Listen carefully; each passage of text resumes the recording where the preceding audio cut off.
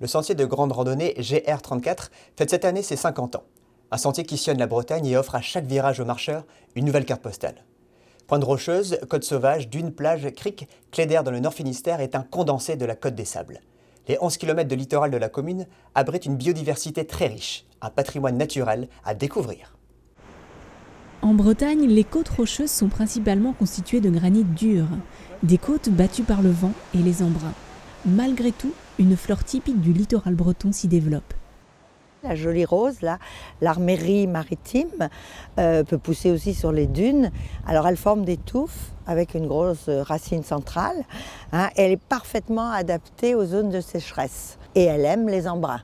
Pendant la guerre de 39-45, elle a été beaucoup ramassée pour être utilisée comme combustible. Et donc elle a failli disparaître. Celle-ci, c'est la criste marine.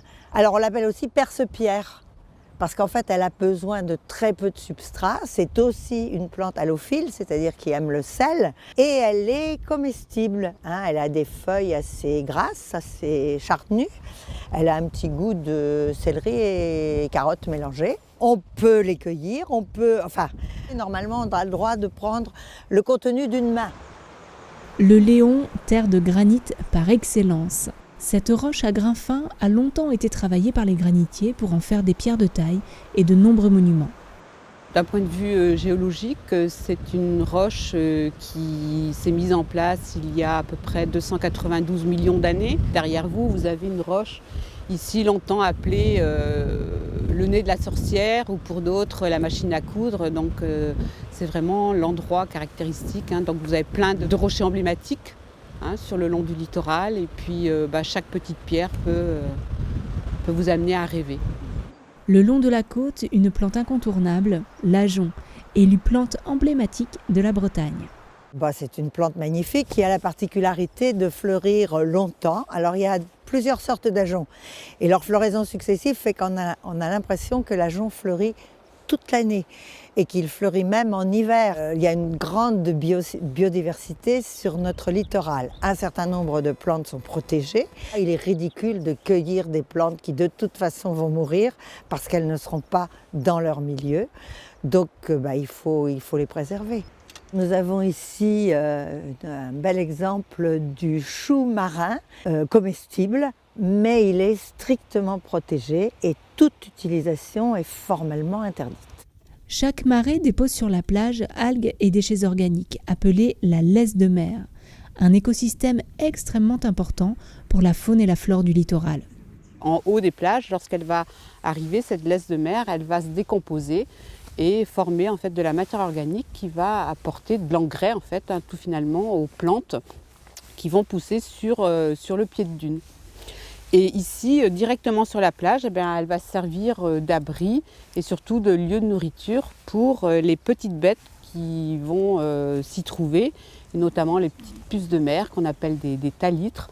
Et ces petites bêtes vont également servir de nourriture, donc ces petites puces, ces petits thalitres, pour les oiseaux qui vont se promener ici sur le long des plages. Si on enlève ces algues qui sont sur la plage, d'une plage vivante, on en fait une plage morte. Donc c'est très important en fait de la conserver. Par contre, chacun peut apporter sa petite contribution à la protection de cette laisse de mer. C'est de ramasser à l'intérieur de cette laisse de mer tous les déchets anthropiques, donc produits par l'homme, donc qui peuvent être du plastique, des petits bouts de filet, parce que ces petits bouts de filet, ces petits bouts de plastique peuvent être mangés par les oiseaux justement qui vont venir picorer là-dedans. La dune embryonnaire représente le premier stade de colonisation végétale avec les plantes pionnières de la dune. Là, par exemple, le caquilier maritime, qu'on appelle aussi parfois roquette de mer. À côté, ici, à peu près la même chose, c'est la roche. Quand on l'observe de près, on a l'impression qu'il y a dessus, il y en a aussi, mais des petits grains de sable. Mais non, c'est sa structure naturelle. Ici, on a le liseron. Le liseron dit des dunes, le liseron de mer, alors qu'il a une forme, la feuille est assez charnue et elle a une forme de rein caractéristique. Et on a le panicaut maritime ou chardon bleu.